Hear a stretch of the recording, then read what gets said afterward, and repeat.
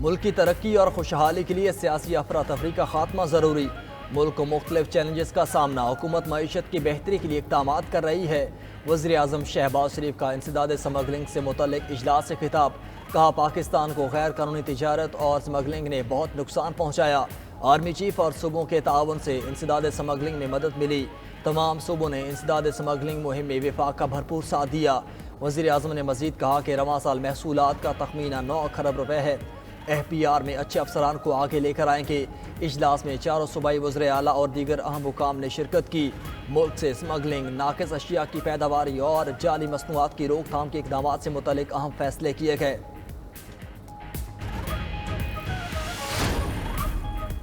وزیر اعظم شہباز شریف نے مشترکہ مفادات کونسل کی تشکیل 9 کر دی۔ مشترکہ مفادات کونسل میں پہلی بار وزیر خزانہ کی جگہ وزیر خارجہ شامل۔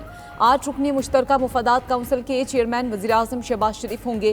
نوٹیفیکیشن کے مطابق مشترکہ مفادات کونسل میں 4 وزرائے اعلیٰ بطور ممبران شامل۔ وزیر دفاع خواجہ آصف، وزیر سفیران امیر مقام بھی کونسل کے ممبر کے طور پر شامل ہیں۔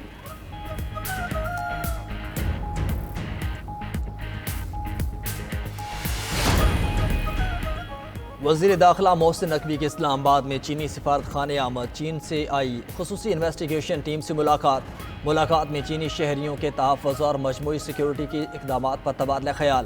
ادھر FC ہیڈ کوارٹرز پشاور میں زیر صدارت اجلاس میں گفتگو کرتے ہوئے کہا دشمن امن کو سبوتاژ کرنے کی سازش کر رہا ہے، اتحاد کی قوت سے اس سازش کو ناکام بنائیں گے۔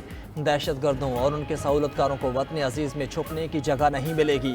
قائد اعظم کے پاکستان میں دہشت گردی کی کوئی گنجائش نہیں، قوم کو یقین دلاتے ہیں کہ امن کے لیے آخری حد تک جائیں گے۔ FC ہیڈ کوارٹر میں یادگار شہداء پر حاضری دی اور شجرکاری مہم کے تحت پودا بھی لگایا۔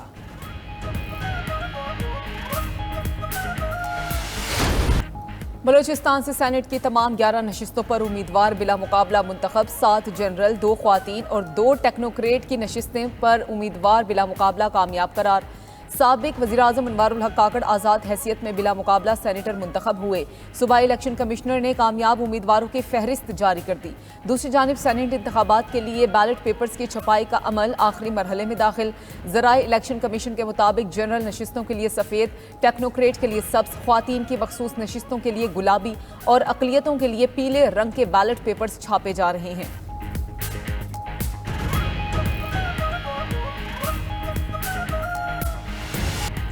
حکومت کا نقصان میں چلنے والے اداروں کی نجکاری کا اعلان، مہنگائی پر ہر صورت قابو پائیں گے۔ وزیر خزانہ محمد اورنگزیب نے بتا دیا، کہا IMF کے بڑے پروگرام میں شامل ہو رہے ہیں۔ 14 اور 15 اپریل کو IMF کے ساتھ مذاکرات ہوں گے۔ بہتر معاشی پالیسیز کی بدولت معیشت مستحکم ہوگی۔ IMF حکام سے جلد واشنگٹن میں ملاقات ہوگی۔ IMF کے ساتھ مائیکرو اکنامک اسٹیبلٹی برقرار رکھیں گے۔ مزید کہا کہ اسٹاک مارکیٹ کا معیشت کی بہتری میں اہم کردار ہے۔ نگراں حکومت نے معیشت کی بہتری کے لیے مثبت اقدامات کیے۔ وفاقی وزیر خزانہ نے گھنٹی بجا کر اسٹاک ایکسچینج مارکیٹ کا آغاز کیا۔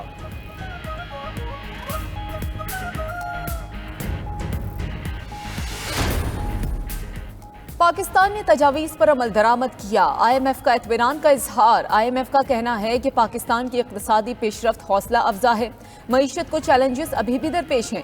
پاکستان کو آگے بڑھنے کے لیے سیاسی مشکلات سے نمٹنا ہوگا۔ سٹینڈ بائی ارینجمنٹ معاہدہ اپریل میں ختم ہوگا۔ ذرائع کے مطابق پاکستان اور IMF کے درمیان چین کے معاہدوں پر بات نہیں ہوئی۔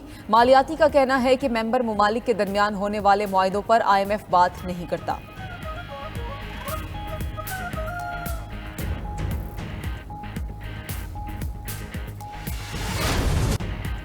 عدلیہ میں کسی قسم کی مداخلت برداشت نہیں ہوگی۔ عدلیہ کی آزادی پر کوئی سمجھوتا نہیں کیا جائے گا۔ چیف جسٹس پاکستان کا 2 ٹوک موقف۔ ججز کے خط پر سپریم کورٹ کے فل کورٹ اجلاس کا اعلامیہ جاری۔ اعلامیے کے مطابق اچھی ساکھ والے ریٹائرڈ جج کی سربراہی میں انکوائری کمیشن کو معاملے کی چھان بین کرنی چاہیے۔ وزیر اعظم نے یقین دہانی کرائی کہ کمیشن کی تشکیل کی منظوری کے لیے وفاقی کابینہ کا اجلاس بلایا جائے گا۔ سینئر ترین جج جسٹس منصور علی شاہ کا کہنا تھا، عدلیہ کی آزادی بنیادی ستون ہے جو قانون کی حکمرانی برقرار رکھتا ہے۔ وزیر اعظم نے یقین دلایا آزاد عدلیہ کو یقینی بنانے کے لیے مزید مناسب اقدامات کریں گے۔ ملاقات میں فیض آباد دھرنا کیس فیصلے پر عمل درآمد یقینی بنانے پر بھی اتفاق ہوا۔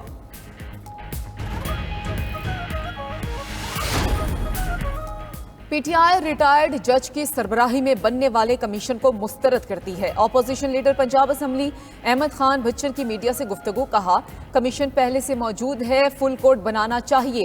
نواب شاہ سے صدر زرداری نے بیٹی کو بلا مقابلہ منتخب کرانے کے لیے پی ٹی آئی امیدوار کو اغوا کرایا۔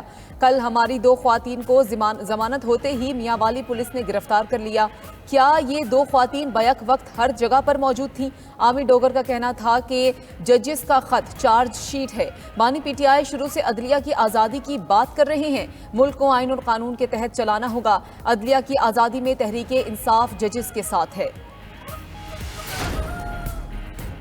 اسلام آباد ہائی کورٹ میں بانی پی ٹی آئی سے جیل میں پرائیویسی ملاقات اور ویڈیو لنک ملاقات کی درخواست پر سماعت۔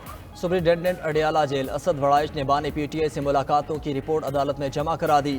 ایڈوکیٹ جنرل نے عدالت کو بتایا کہ ہم نے مشاورت سے ایس او پیز تیار کر لیے۔ جسٹس سردار اعجاز اسحاق نے ریمارکس دیے کہ آپ یہ کام پہلے بھی کر سکتے تھے۔ ایڈوکیٹ جنرل نے کہا پنجاب حکومت سے بات کر کے متفقہ رولز کو فائنل کرا دیتے ہیں۔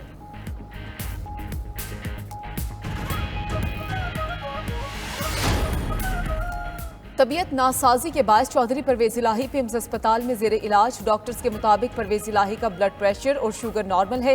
طبی ٹیم آج دوبارہ بھی ان کا معائنہ کرے گی۔ سابق وزیر اعلیٰ پنجاب نے ملکی حالات سے آگاہی کے لیے اسپتال میں ٹیلی ویژن کی فراہمی اور گھر سے کھانا منگوانے کا بھی مطالبہ کر دیا۔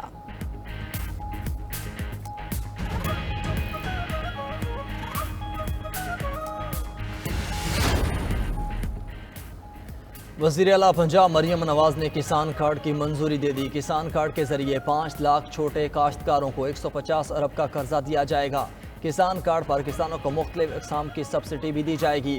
وزیر اعلیٰ پنجاب کی محکمہ زراعت کو ہر فصل کی پیداوار اور ڈیمانڈ کا مکمل ڈیٹا مرتب کرنے کی ہدایت۔ ایگریکلچرل یونیورسٹی فیصل آباد میں 2 ارب کی لاگت سے ریسرچ اینڈ ڈیولپمنٹ سینٹر بنانے کا فیصلہ۔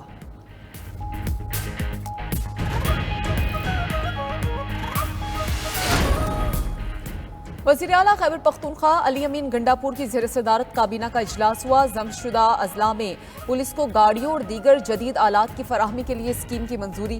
اجلاس میں صوبے میں مستحق افراد کو عید پیکج دینے کی بھی منظوری۔ کابینہ نے سرکاری محکموں میں بھرتیوں کے لیے نجی ٹیسٹنگ ایجنسیز سے اسکریننگ ٹیسٹ لینے کے معاملے پر کمیٹی تشکیل دے دی۔ حکومتی دعوے کسی کام نہ آئے۔ رمضان المبارک میں بھی مہنگائی کی چکی میں پسے عوام حکومتی ریلیف سے محروم۔ گوشت، سبزی، فروٹ، دالوں سمیت اشیاء خورنوش کی قیمتیں کم نہ ہو سکیں۔ یوٹیلیٹی سٹورز پر بھی سبسڈائز اشیاء کی قلت۔ گھنٹوں انتظار کے بعد شہری خالی ہاتھ واپس لوٹنے پر مجبور۔ سرگودا فی کلو پیاز 250 روپے میں فروخت جاری۔ شہریوں کا حکومت سے مہنگائی پر قابو پانے کا مطالبہ۔